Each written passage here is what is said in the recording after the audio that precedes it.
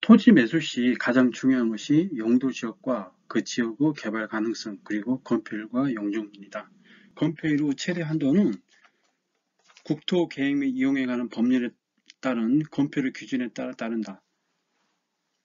다만 그 기준에 따라 가지고 완화하거나 강화할 수 있다.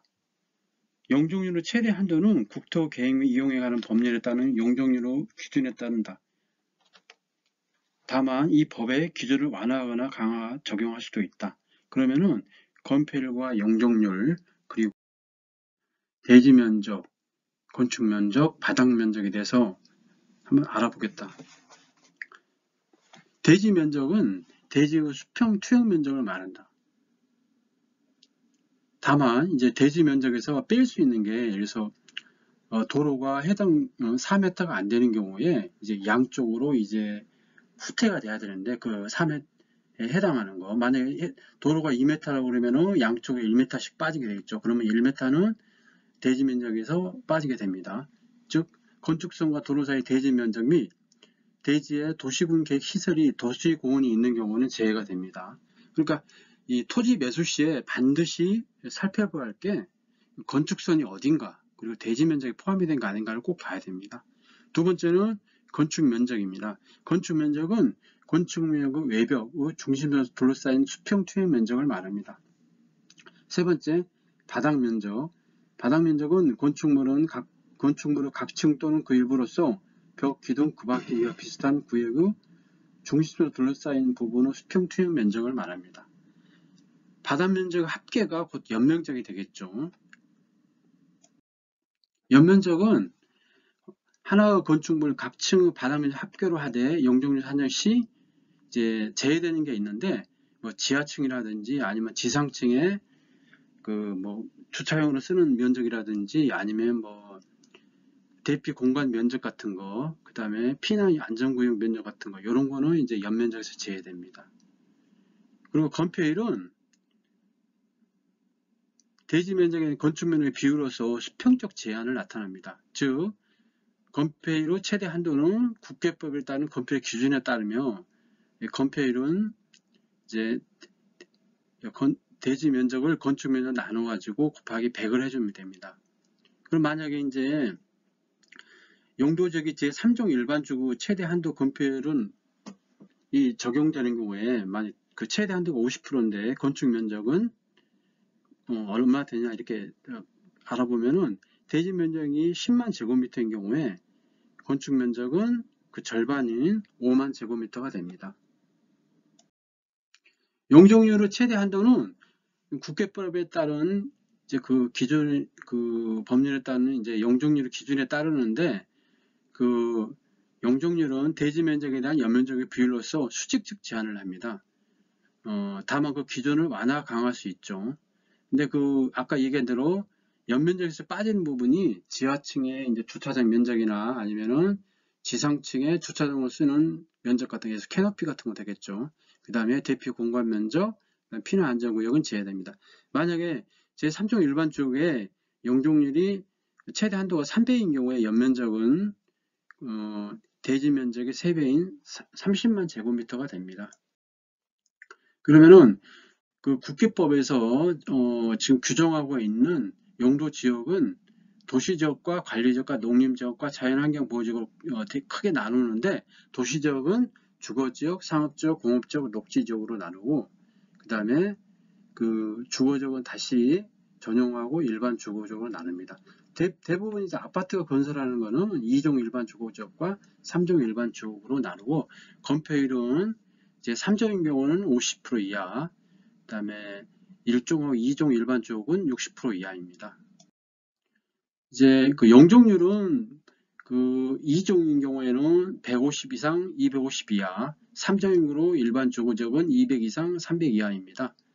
그리고 이제 특히 이제 우리가 봐야 할 것은 관리 지역에서 계획 관리는 50% 이상, 100% 이하, 이렇게 보존이나 생산에 비해 가지고 더 많이 줘 가지고 개발 가능한 걸로 이렇게 주고 있습니다.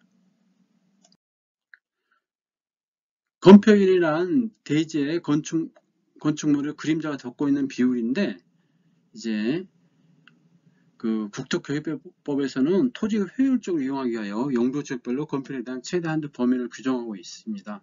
그렇지만은 이제 각 시에 따라 가지고 도시계획 조례에 따라 가지고 별도로 규정하고 있습니다. 그러니까 반드시 도시계획 조례를 반드시 한번 토지 매수 전에 한번 살펴볼 필요가 있습니다.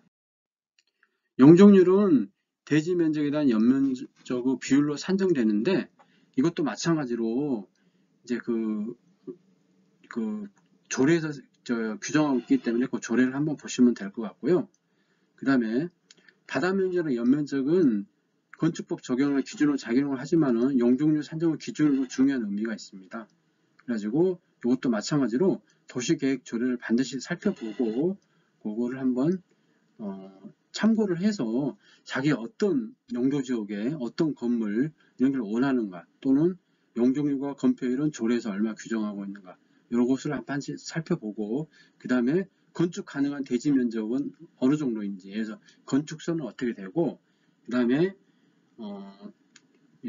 도로는 몇 미터인가 이런 것을 반드시 한번 살펴볼 필요가 있습니다. 그러면 그 최대 건축 가능 규모 산정이라고 그랬는데 이거는 뭐냐면은 토지를 매수하기 전에 반드시 이제 그 건축선을 확인해 가지고 그 가능한지를 한번 살펴봐야 됩니다. 그래서 땅에 건축물을 건축할 경우 최대 건축할 규모는 국토법에 규정하고 있는 최대 건축물과 용적률에 따라 정해지며 건축할 그 용적률의 산정방식 기준을 정하고 있습니다. 그래서 그거에 대한 프로세스는 먼저 기본 정보를 확인하고 그 다음에 대지 면적 및 건축 가능 규모를 산정해야 되겠습니다. 그리고 참고로 홍길동 씨가 2종 일반 조규에서 그거 이제 그 근린 생활을 신축한 경우에 그거에 대해서 한번 이렇게 그 예를 들어보면은 첫 번째 이제 국회법을 확인하니 2종 일반 조규의 건폐율이 60%, 용적률이 150% 이상 250%인 경우는 해당 시 도시계획을 확인하니 건폐율이 50% 이하, 용적률이 200이라 이거죠. 그러면은 내가 건축할 수 있는 거는 건폐율이 50, 용적률이 200 이하가 되는 거죠. 두 번째, 건축법상 건축 가능한 대지 면적을 확인하니 4m 도로가 토지를 접하고 있어 연면적이 2000미터 이하에서 건축 가능한 면적은 500제곱미터가 됩니다. 쉽게 말해서 대지 면적이 뺏기는 면적이 없죠. 세 번째, 대지 면적 500제곱미터, 최대 건축 면적 250제곱미터, 최대 연면적이 1000제곱미터가 되고 만약에 내가 4층으로 짓는 경우에는 이제 250, 그러니까 한 층에 250m의 건축이 되는 거죠. 그리고 연면적은 1000이 되고 5층 경우에는 200, 한 층이 연면적이 1000이 되고 10층 경우에는 이제 줄어들겠죠. 건축면이 100이 되고 연면적이 1000이 됩니다. 지금까지 뭐 건폐율, 용적률, 뭐 대지 면적, 그 다음에 여기에 대해서 쭉 알아봤습니다. 그 연면적도 알아보고 바닥 면적도 알아보았는데 그 토지 매수 시에는 반드시 먼저 건축 가능한 대지 면적을 꼭 확인하시고 건축선을 확인하시고 그 다음에 해당 도로가 얼마 있는지 그 다음에 맹지는 아닌지 그걸 확인하시고 그 다음에 도시계획 조례를 확인해서 건폐율과 용적률을 확인하고 그리고 나서 이제 어떤 진행을 하면 될 것 같습니다. 이상으로 마치겠습니다. 감사합니다. 구독, 좋아요 부탁드립니다.